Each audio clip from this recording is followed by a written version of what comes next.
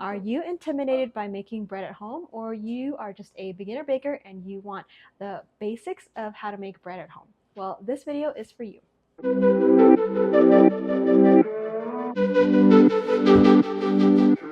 Today I'm going to show you how to make the most simple loaf of bread using a whole wheat flour and an all-purpose flour. Now these two flours are all accessible at your local grocery store. This is just an all-purpose organic, unbleached, and then we also have, if you prefer, a whole wheat flour just like this. This is not organic, but it is non-GMO, so try to find organic as much as possible. We generally like to use spelt flour, and we also like to use einkorn flour. We love using like ancient grains and things like that, but I wanted to make it a little bit more accessible, so I chose these two to make sort of a comparison loaf and just show you how easy it is to make the bread. For those of you who are new, my name is Rosa, and I am the mama of our plant-based family of 7. We just started a new series called Home Cooking 101, where I show you how to cook from scratch using intuition, using theory, using taste as much as possible, so you don't have to focus on measuring every ingredient that you use. If you are a new home cook and you just want to learn the very basics, join us in our series, which I will have the playlist linked in the description down below, so you can check out every single video that we have released in this series. Today is not going to be a sourdough. We're just going to be using some store-bought yeast. I want this to be as stress-free as possible. Now, I will have the measurements in the description. Baking is a little bit more scientific, and we do need a few more sort of measurements, but it is still very simple. But because we're using different flours, and different flours that you're using at home may be different, I want you to learn how to work with the flour or work with the dough just using your intuition. So that's what this video is about.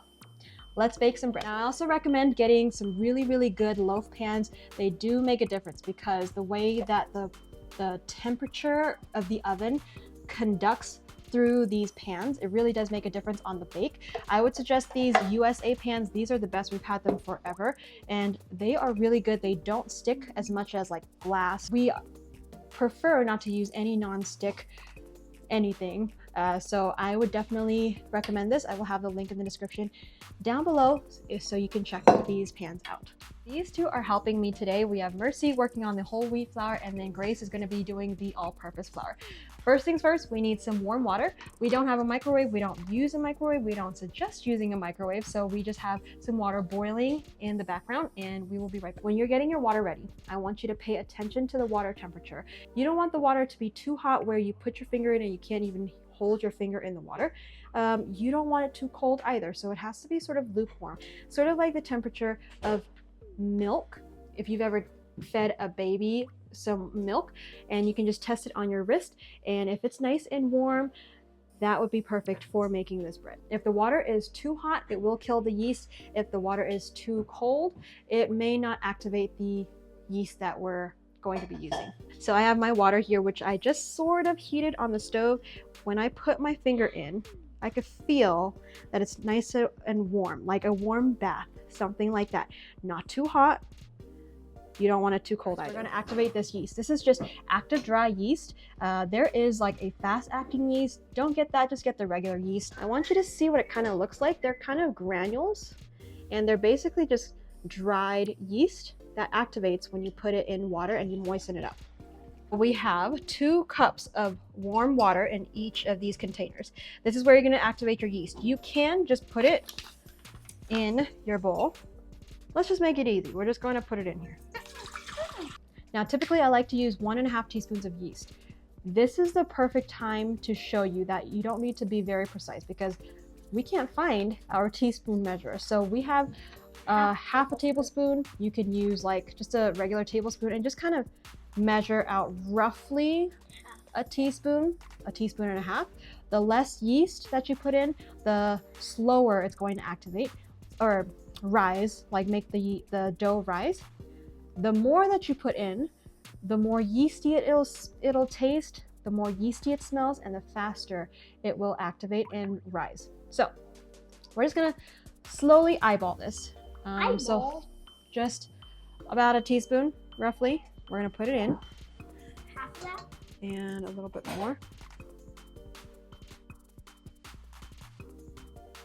After the yeast and the water is in here, you can either just leave it like that, or you can kind of feed the yeast to make the yeast activate a little bit faster. So we're going to do that. We're going to add some coconut sugar. You can use some agave, just anything sweet that the yeast can just consume and eat up really, really quick. You're feeding the yeast. It's pretty cool. Like little microbes that are active and alive. So feed your yeast. We are going to let this sit, and I would say it takes about 5 or so minutes, maybe 5-10 minutes. Maybe not 10 minutes, but like 5 minutes or so. The yeast is going to start to consume everything that's in there, and it's going to start getting foamy. So that's what you're after. When you see foaming substance in your yeast water, that's perfect. So let's just let it sit.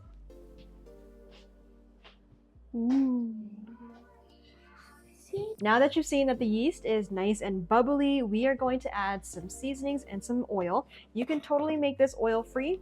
We are not an oil-free family, so we're going to use some grapeseed oil. You can just use any oil if you like to.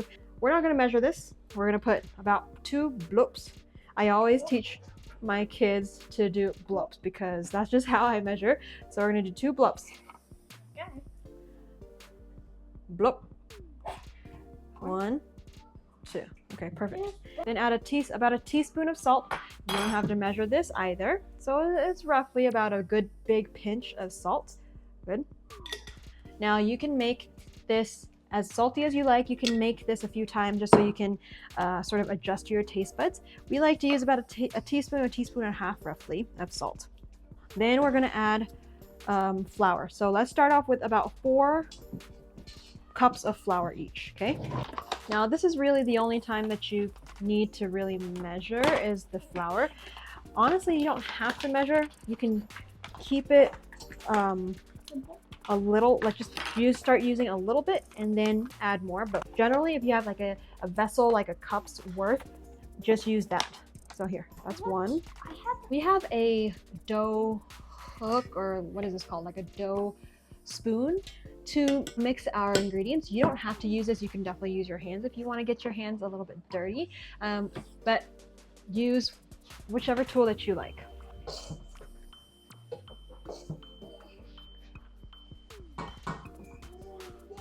That's why I like to use the dough hook. If you don't like to get your hands all sticky, I like to use the dough thing. This is the all-purpose flour. You can see the dough is very shaggy. It's okay. The more that you knead it, the smoother it's going to become. So this one, because it's an all-purpose, it absorbs the water differently, as you can see.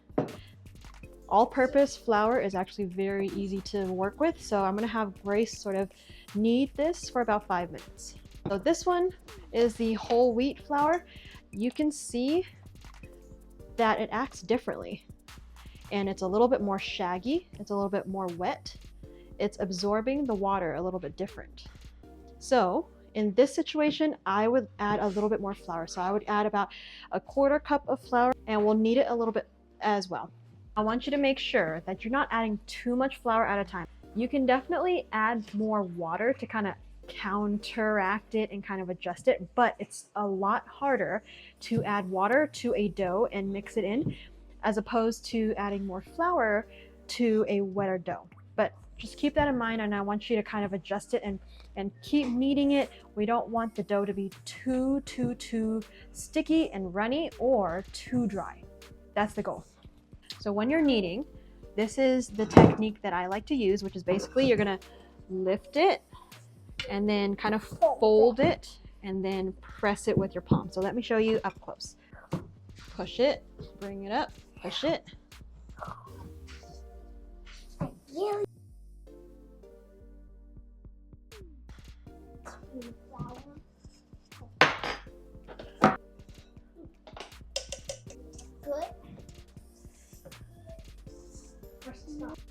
As you can see, this is our all-purpose flour after kneading the dough. There is more elasticity. It doesn't stick to the bowl anymore. It's nice and firm, and you can actually kind of stretch it and it's not going to fall apart. Same goes with this whole wheat flour. You can see that it's still a little bit tacky, but it's not dry at all. And this is the consistency that you want. So the more that you knead it, this is why having a machine is probably like the most convenient because you can just have the machine sort of whirl and twirl and get it kneading for a long time. But if you're just doing it by hand, such as ourselves, kneading it by hand is not that hard. We're not going to knead it too much. It's been about, I would say, like 2 minutes or so. And then now we're just going to we're going to cover it, and we're going to let it sit in a very warm place. Before we cover it, I do want to toss it with some oil as well, just to make sure that it doesn't stick and it makes the surface of it just nice and smooth and really easy to handle. We're going to cover it, put it in a very nice warm spot, or we actually like to use our warm and proof setting in our oven, or you can just leave it in the oven with the light on. Let that proof until it is about doubled in size.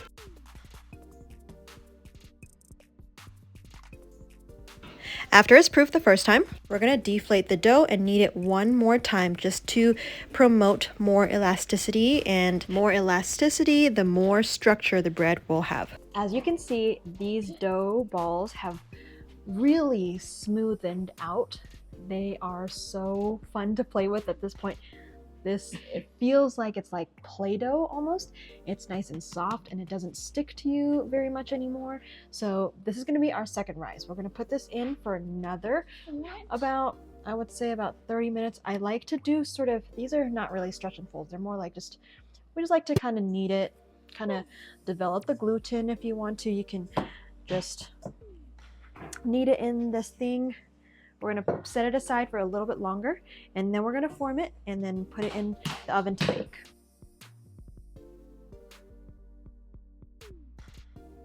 We let the dough proof for about 20-30 minutes more, and then now we're going to do our second punch down. We're going to now form the bread loaf, and then we're going to put it into a pan to rise a little bit more before we bake it. We are preparing the loaf pans by brushing it with a little bit of oil just so that our dough ball doesn't stick. And now let's shape our dough ball. This recipe is actually very forgiving, so you can technically just roll it very tightly into a loaf shape, just like this that I am showing Grace. You can do like this. Make it flat, see? Fold it up. The sides, like this. Over. And just kind of go like this. And just put it in. Wait, can I do it again? Yep. 1. Hold it tight. 2. All the way tight. Yep. 2. 3. 4. Make it into a loaf. Make sure that the top is nice and round. Yep, like that. Put it in nicely.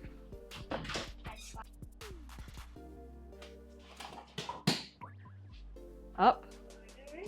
Now the sides. Top. Yep, and then now turn it. Yep, and then just put it into a loaf. Yep. Okay.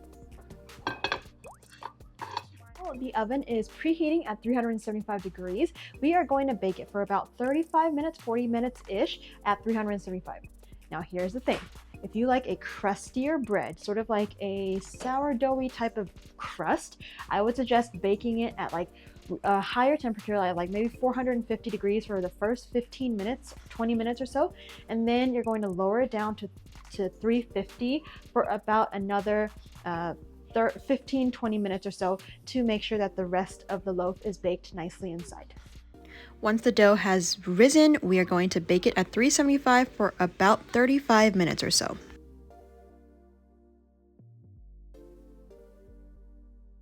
Look at our bread here. You can see that there's a little bit of a difference, as you can tell, because they're both different.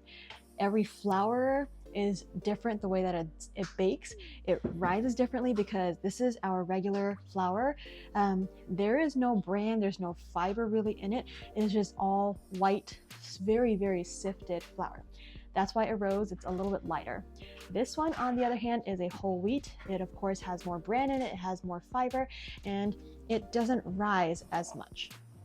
So that's why you can see the difference in the bread. You see that?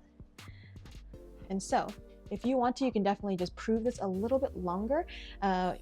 You don't have to if you don't want to, if you don't have time, but we just decided to just bake everything at the same time just to show you.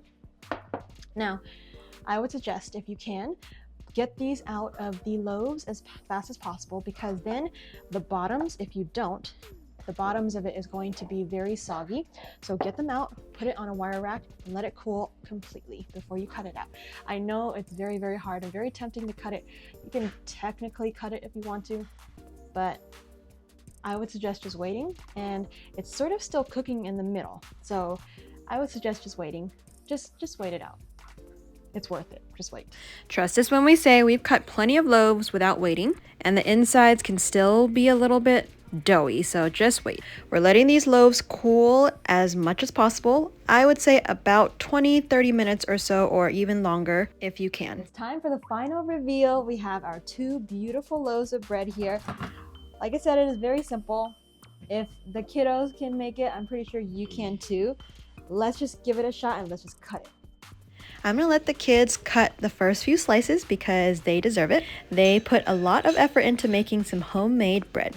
But now I'm gonna show you a close-up of how it cuts. This is the loaf of our all-purpose flour. It cuts beautifully. It is nice and soft and airy. You can see the texture of it. This is the thickness that I cut it by hand, and it was perfect. Onto our whole wheat loaf. This is how it cut. It cut basically the same, nice and soft. It held up well to the knife. You can see that this one is a little bit more dense, but still a very nice fluffy slice of bread. There you have it. Both of these taste actually really, really good. This one, as you can see, is a little bit more fluffy, and it looks more like a store-bought bread. And then this one is our whole wheat bread, which also tastes really, really good because of the brand. It's whole wheat. We really love making our own bread. It's actually so easy. Seriously, right? If you guys saw, if the kids can do it, you can definitely make some bread at home. So it doesn't take rocket science to make bread at home. We highly suggest that you try it yourself. We love making sandwiches out of these, or just eating it for breakfast with avocados, anything you like, really. We also like to make our own vegan butter at home. Let us know in the comments if you're interested in a vegan butter recipe so that we can make it and we can show you how to make it as well.